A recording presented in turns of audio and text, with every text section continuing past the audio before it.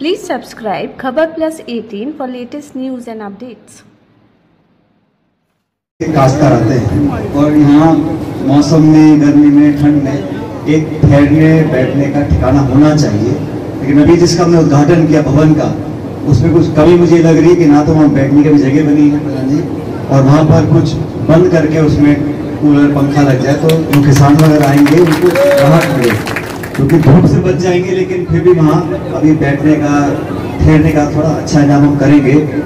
आप मुझे बताइए जो उसमें कमी है उसको हम पूरा करा देंगे। और साथियों, अभी रामविलास जी बोल रहे थे कि सरकार बदली है, पता नहीं है, लेकिन रामविलास जी पूरे प्रदेश में जो आज हालात बन गए हैं, मैं सैकड़ों लोगों से मिला भी सुबह से, और दो चीज गर्मी के समय हर व्यक्ति को चाहिए, चाहे वो गांव में हो, शहर में हो, किसान हो, मध्यम वर्ग हो, नौजवान हो, हर व्यक्ति को, कि हमें समय पर बिजली मिल जाए और समय पर पानी मिल जाए।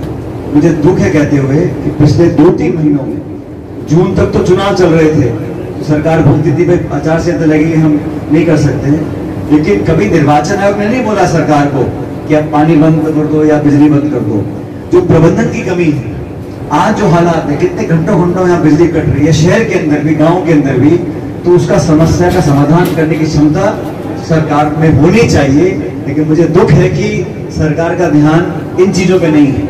अभी विधानसभा का सत्र चल रहा है, विपक्ष के लोग जो मांग उठाते हैं, छात्रवृत्ति बंद कर दी, जो पैसा मिलता स्कॉलरशिप बच्चों को, वृद्धायु पेंशन अब मैं कल 5 या 6 महीने बाद लोगों को मिली है, और बिजली पानी के हाल है जो पहले कभी प्रदेश में नहीं हुई। और ऐसा नहीं है कि पिछले साल से लेकर इस साल बहुत ज्यादा कोई बदलाव आया है। हमेशा 1-2 महीने पहले प्रशासन को कहा जाता है कि आप एक कंटिजेंसी प्लानिंग करो, उसमें टैंकरों की व्यवस्था करो, कम सस्ते दरों पर लोगों को सप्लाई हो, कम से कम दिन में 1 बार या 2 बार।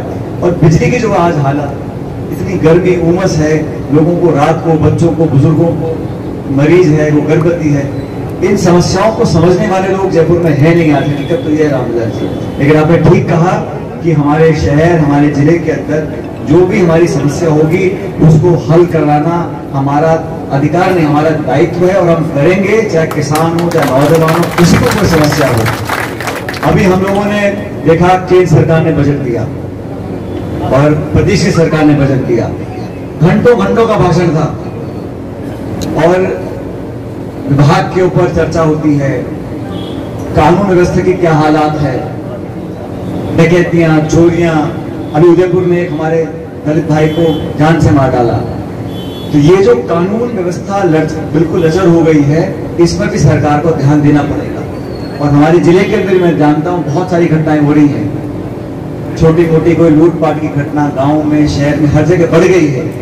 और तस्करी करने वाले लोग, अवैध धंधा करने वाले लोग, उनको पनपने नहीं देना, ये भी प्रशासन, पुलिस की जिम्मेदारी है। हम सब लोग जो कार्यकर्ता हैं, जो आम जन हैं, सचेत रहेंगे, पूरी ताकत के साथ समस्या का समाधान करेंगे।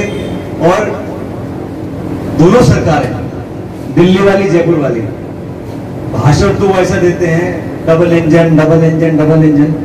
अब हुआ ये कि लोकसभा चुनाव में 300 पार, 400 पार, 500 पार की बातें करते थे, सुबह, दोपहर, शाम और रात। जब टीवी ऑन करो, कोई चैनल खोल लो, 400 पार, 400 पार, 400। अब हुआ ये कि 250 पार हुआ नहीं, 240 पे सुई अटक गई। और राजस्थान में, हरियाणा में, पंजाब में, उत्तर प्रदेश में, महाराष्ट्र में भाजपा को गहरा झटका लगा है। उम्मीदों के पुल बांधे हुए थे, जनता ने धराशायी कर दिए कि आपका घमंड, आपका अहंकार और आपका ये ध्रुवीकरण की राजनीति कोई छोटी बात नहीं है। ये जो धर्म के नाम पर राजनीति करते थे, आज देश की जनता ने अयोध्या के मतदाताओं के माध्यम से बता दिया कि अयोध्या में भी वहां बीजेपी हारी है, समाजवादी पार्टी जीती है, हमारा गठबंधन जीता। ये बात हमें समझनी इसलिए होगी कि हम लोग बात करते थे, राहुल गांधी जी, खड़गे साहब, और हम भाषण देते थे। हमारी सरकार बनेगी तो किसान की खरीद के लिए हम कानून बनाएंगे, न्यूनतम समर्थन मूल्य पर कानून बनेगा। ये हमने अपने घोषणा पत्र में लिखा था। हमने कहा बच्चों को नौकरियां देना चाहते हैं, 30 लाख खाली पद पड़े भारत सरकार के, 30 लाख भरने का कोई रोड मैप नहीं, कोई रूपरेखा नहीं। तो ये देश की जनता ने समझाया कि आपने 10 साल शासन किया, ये लंबे लंबे भाषण, इश्तिहार, पोस्टर, बैनर, खूब खर्चा किया, खूब थी अपनी पीठ फूक दबाई, अंत में जो परिणाम आया वो एक खंडित जनादेश था। किसी भी दल को देश की जनता ने बहुमत नहीं दिया। आज जो सरकार बनी है वो 2-3 दलों की बैसाखियों पे खड़ी सरकार बनी है और ये उनको पच नहीं रहा।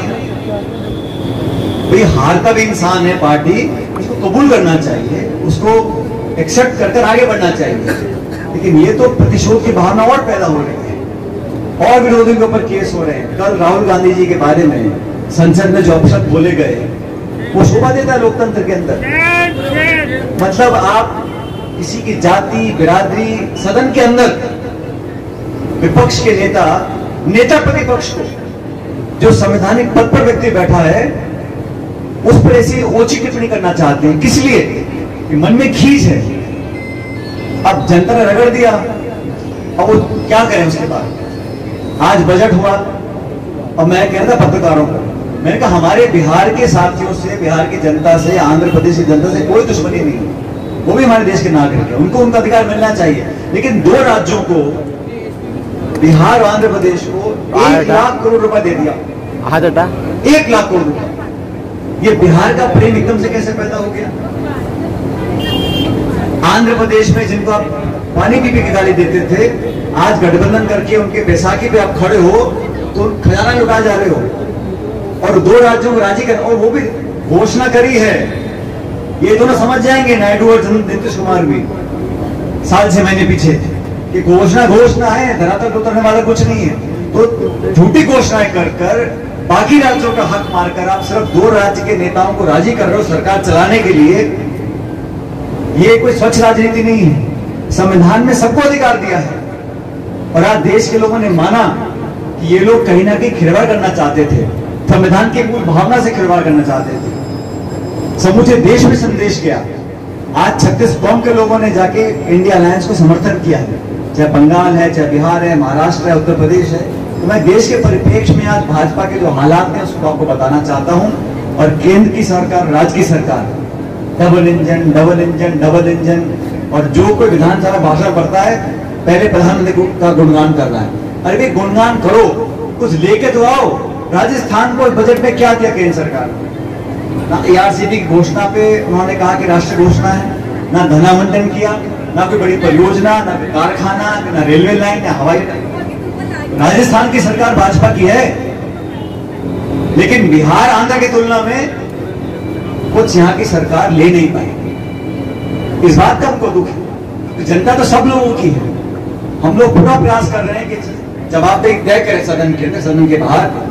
हम लोग धरना भी देंगे 1 तारीख और 2 तारीख को बिजली पानी को लेके सरकार को जगाएंगे, लेकिन प्रबंधन करना, इच्छा शक्ति होना, संकल्पित होकर लोगों की सेवा करना। और कौन सा कोई आसमान मांग रहा है? हम तो कह रहे हैं पानी बिजली दे दो और हमारी बहन बेटे सुरक्षित रहेंगे। इतना करने में क्या जरूरत पड़ रहा है सरकार को? अब सरकार में दिक्कत यह है कि सत्ता के केंद्र बहुत सारे हो गए, अधिकारी हावी हो गए हैं, लेकिन हम विपक्ष में आज हैं, जिम्मेदारी को समझते हैं। और आप सब लोगों को बताना चाहता हूं कि हम लोग मुस्तैदी से आपके हर मांग की पूर्ति के लिए कोई कसर नहीं छोड़ेंगे, पूरी ताकत से काम करेंगे। अब ये अच्छा भवन हम लोगों ने बनाया है, भवन बन गया, लेकिन मैं चाहूंगा इसमें और सुविधा हम लोगों को दें, ताकि जो काश्तकार या कोई गरीब व्यक्ति यहाँ पर आए वो जरा दूर से आए, कहीं दूर पे खर्च कर पेट्रोल फूककर, डीजल फूककर, तो उसको बैठने के लिए, खाने पीने, नहाने के लिए कोई जगह बन जाए। इस प्रकार की व्यवस्था हम लोग कराएंगे। और भी जो आप लोग मांगे कर रहे हैं लगातार उनको पूरा करेंगे। और जो योजना हम शुरू कर गए थे, चाहे वो कॉलेज की हो, फूड पार्क की हो, पुलिया की हो, जो हमारी सरकार के कार्यकाल में जो हमने शुरू करवाई थी, वो सब ठंडे बस्ते में डाल दी है। और ठंडे बस्ते में क्यों डाली है? क्यों देवली का उपचुनाव आने वाला है, यहाँ अच्छा बड़ा काम होगा, उसकी महक देवली तक जाएगी, तो उन्होंने सब ठंडा कर दिया। लेकिन ऐसे होगा नहीं। जो हम लोग कह के गए हैं, जो काम शुरू करके गए हैं, उसको पूरा कराएंगे। और ये कोई किसी एक दल, किसी एक नेता की उपलब्धता नहीं, ये क्षेत्र के लोगों के लिए संसाधन है। 10, 20, 50, 100 करोड़ रुपए खर्च कर हम एक बड़ा पुल बनाते हैं, अस्पताल बनता है, कॉलेज बनता है, या फूड पार्क बनता है। उसमें सिर्फ एक दल के नेता या कार्यकर्ता, ऐसा नहीं, सब लोगों का उससे फायदा होता है। तो ये व्यापक सोच करनी चाहिए, रखनी चाहिए सरकार को भी। और हम सब काम आपके करते रहेंगे। आपसे निरंतर मैं मिलता रहता हूँ, आपकी समस्याओं का समाधान हम कराते रहते हैं और आपसे उम्मीद रखता हूँ कि आप सब लोग भी हिम्मत के साथ जवाबदेही तय करें, सरकार को मजबूर करेंगे, हमारी समस्याओं का समाधान करें और आप लोगों के हर मांग को लेकर आगे बढ़ते रहेंगे। क्षेत्र के लोगों ने बहुत सम्मान, प्यार, ताकत हमको दे रखी है, कोई कमी नहीं है और हमारी तरफ से भी जितना आप लोग जैसे मांगोगे सारे काम आपके पूरे होंगे, चाहे गांव हो चाहे शहर हो। लेकिन आपने जो स्नेह दिया और जो सम्मान दिया उसके मैं आपका आभारी हूँ और आने वाले समय में आपका प्यार इसी प्रकार हमें मिलता रहे। बहुत बहुत धन्यवाद। जय हिंद, राम राम साहब। सब्सक्राइब करें खबर प्लस 18 को और प्रेस करें इस बेल को। खबरों के लिए बने रहें।